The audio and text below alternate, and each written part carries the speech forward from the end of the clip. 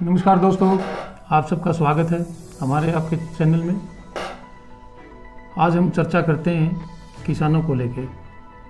किसान को लेकर हरियाणा के अंदर दो ही ऐसे नेता हैं जो इनकी समस्याओं को सरकार के रूबरू करा रहे हैं।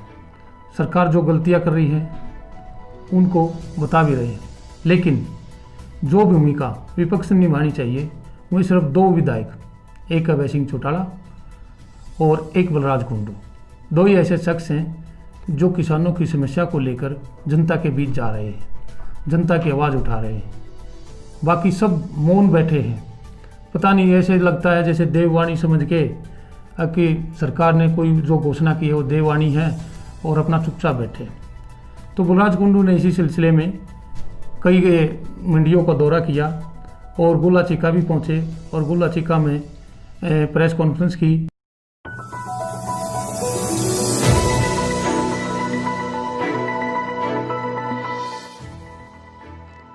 महम के विधायक बलराज कुंडू आज गुलाचीका पहुंचे। उन्होंने किसानों से बात की और उनकी समस्याओं को लेकर एक प्रेस वार्ता की। बलराज कुंडू ने कहा कि जो बीजेपी सरकार नीति लेकर आई है, एक राष्ट्र एक बाजार, यह आने वाले समय में किसानों के लिए बहुत ही घातक सिद्ध होगी। मीडिया के साथियों के माध्यम से सरकार से पूछता रहा हूँ और आज फिर भी पूछना चाहता हूँ कि जो फरमान माननीय मनोहर लाल जी ने हरियाणा प्रदेश के लिए सुनाया था, जो आज उन्होंने किसान के आंदोलन को देखते हुए यू टर्न किया उस पर, और वो भी एक टेम्परेरी यू टर्न है, उसके बावजूद भी कैथल में आगे उन्होंने लोगों को अपना स्पष्टीकरण और समझाने की कोशिश की है पानी के ऊपर। मैं मानता हूँ पानी की गंभीर समस्या है, पानी के लिए चिंतित होना चाहिए, सभी को चिंतित, लेकिन आप पानी की चिंता सिर्फ किसान को करनी है क्या? जो इतने बड़े बड़े 5 स्टार होटल्स खुले हुए हैं, इतनी बड़ी बड़ी डिस्टिलरी, दारू की फैक्ट्रियां हैं और बहुत सारी इंडस्ट्री हैं जिसमें इतना लीटर पानी लगता है, तो ये पानी बचाने की जिम्मेवारी सिर्फ उस गरीब किसान की ही बनती है क्या? क्या इस सरकार ने कभी उन बड़ी बड़ी फैक्ट्रियों में जिसमें कितने लाखों लाखों लीटर पानी प्रतिदिन उनमें यूज़ होता है, क्या कभी इन सरकारों ने उन फैक्ट्रियों, उन इंडस्ट्री को भी कोई नोटिस देने का काम किया है? ये बड़े बड़े मंत्री महोदय, फार्म हाउसेज, बड़े बड़े घर हैं, ये नहाने में ही जो है ना कई कई लीटर पानी में नहाने, क्या कभी इनको बाउंड करने का काम किया कि आपने 10 लीटर पानी में नहाना है? ये जिम्मेवारी गरीब किसान की बनती है, उसी के ऊपर ये तलवार लटकानी बनती है। और फिर मैं ये पूछना चाहता हूँ कि हरियाणा सरकार ने कौन सी व्यवस्था करने का काम किया जिससे किसान धान की फसल को छोड़ के या नीचे का ग्राउंड वाटर ना लेकर उसके लिए कोई पानी की व्यवस्था करने का काम किया? हरियाणा प्रदेश में मैं देखता आया हूँ जब से मैं एक नॉन पॉलिटिकल फैमिली से हूँ, कितने सालों से SYL के ऊपर राजनीति करते आए हैं हमारे यहाँ के नेता। दादू नलवी नहर जो इसको रिचार्ज करने के लिए जो एक बड़ा प्रोजेक्ट था, कहाँ है वो प्रोजेक्ट? हासी बुटाना नहर कहाँ है वो प्रोजेक्ट? तो मैं ये पूछता हूँ, इन सरकारों ने, हरियाणा प्रदेश की जो आज सरकार है मनोहर लाल जी की, जो पहले ये बड़े बड़े कपड़े निकाल कर आंदोलन किया करते थे भारतीय जनता पार्टी के नेता, हम ये करेंगे, हम किसान की बड़ी बड़ी बातें करते थे, आज वो किसान उनको दुश्मन नजर आने लग गए।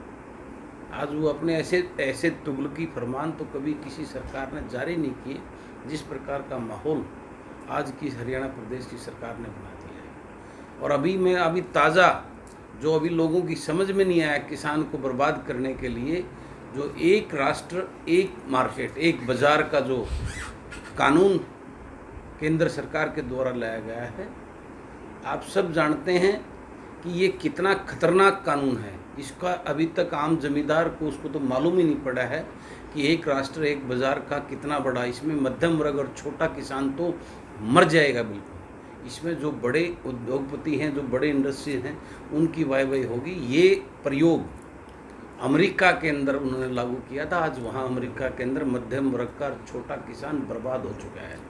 और यही फार्मूला, और यही आज हरियाणा, हिंदुस्तान के अंदर 2 प्रदेश हैं जिसमें MSP लागू है, वो है पंजाब और हरियाणा। अगर आपने एक राष्ट्र और एक बाज़ार लागू कर दिया तो MSP का तो फंडा ही खत्म हो जाता है। उसके बाद तो कोई पूछने वाला नहीं होगा। व्यापारी लोग, जो बड़े बड़े व्यापारी, वो अपनी मनमर्जी से किसान का जो है ना वो खरीदेंगे, तो किसान तो मर जाएगा, बर्बाद हो जाएगा, इसकी तरफ किसी का ध्यान नहीं है। तो मैं निवेदन करना चाहता हूँ मीडिया के माध्यम से, मैं केंद्र सरकार को, और जिस प्रकार से आपको देखना होगा कि पंजाब में अकाली दलों को का समर्थन है बीजेपी को, लेकिन सिवाय अकाली दल के वो किसान के ऊपर राजनीति करते हैं, उन्होंने सबसे पहले इसकी आवाज़। मैं हैरान हूँ इस बात को देखकर। हरियाणा प्रदेश के जो अपने विपक्ष के नेता हैं या बड़े बड़े अपने आप को जो है ना किसानों के नेता बोलते हैं, किसी भी नेता का एक भी छोटा बयान भी अभी तक जारी नहीं हुआ है। 3 दिन हो गए इसको आए हुए। तो कितना बड़ा दुर्भाग्य है मेरे इस प्रदेश का कि यहाँ किसान के बारे में चिंता करने वाला कोई नेता ही नहीं बचा हुआ। तो मैं आपसे निवेदन करता हूँ, अन्यथा किसान को एक बड़े आंदोलन के लिए जो ना सड़कों पे उतरना पड़ेगा। आज इसके खिलाफ कोई नहीं बोल रहा। विपक्ष पर निशाना साधते हुए लगता है कि हरियाणा में विपक्ष नाम की चीज है ही नहीं। बलराज कुंडू ने कहा कि यह अमेरिका की नीति है और वहां का एक किसान भी इस नीति से खुश नहीं है। वहां आम आदमी और किसान बहुत दुखी हैं और भारत में भी यही नज़ारा देखने को जल्द ही मिलेगा अगर इसके खिलाफ कोई आवाज़ नहीं उठाई गई तो। वहीं पत्रकारों के प्रश्नों का उत्तर देते हुए कहा कि मैंने मनीष ग्रोवर के खिलाफ जो सबूत दिए हैं वह काफ़ी हैं और यह सरकार अगर उसके खिलाफ कोई कार्रवाई नहीं करती तो आने वाले समय में कोई सरकार तो ऐसी होगी जो दूध का दूध और पानी का पानी करेगी। और वहीं मंत्री पद को लेकर जवाब देते हुए कहा कि बलराज कुंडू के घर के सामने 3 दिन तक मंत्री पद का ऑफर लिए बीजेपी सरकार के नुमाइंदे बैठे रहे, लेकिन बलराज कुंडू ने उनको एक ही बात कही कि मैं औरों की तरह व्यापारी नहीं हूँ, मैं किसानों का और जनता का हितैषी हूँ। मैं किसान और जनता के और महम के लोगों के विश्वास को बेच नहीं सकता जैसे और लोगों ने बेच दिया है मंत्री पदों के लिए। देखिए, सब जानते हैं इन बातों में कितना तंत्र और कितना दम है। मैं रोज़ इस सरकार के समर्थित और भारतीय जनता पार्टी के विधायकों से मिलता हूं और वो जिस प्रकार का रोना रोते हैं कि उन विधायकों के जो है ना थाने के एसएचओ भी फ़ोन नहीं उठाते, बड़े अधिकारियों की तो बात ही छोड़ दो आप। आज जिस प्रकार से अफसरशाही हैवी है, उसके कारण भी आप जानते हैं यहाँ सिर्फ एक ही राजा है, बाकी सब प्रजा हैं, और राजा के आदेश जो होते हैं वो उसी की पालना होती है, बाकी सब किसी को विधायक कर उसका।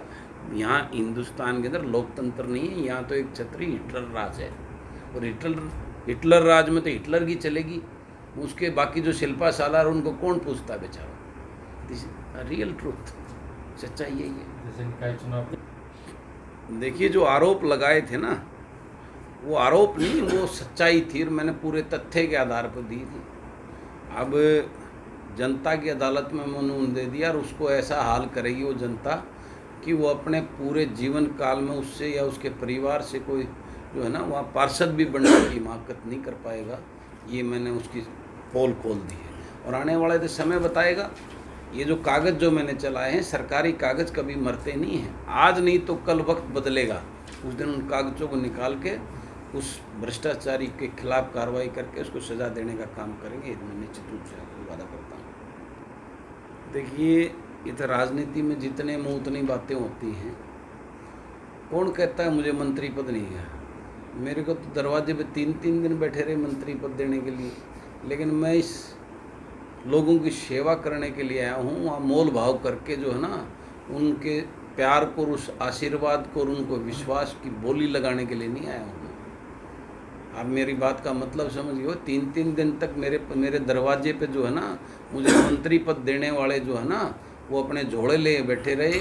अभी इसमें दान दक्षिणा डालो, आपको कैबिनेट मंत्री देते हैं, लेकिन बलराज कुंडू सेवा करने के लिए और उनकी लड़ाई लड़ने के लिए आया है, मोल भाव करके उनके उसको विश्वास को बेचने के लिए नहीं इस राजनीति के अंदर आया है, राजनीति करने आया है।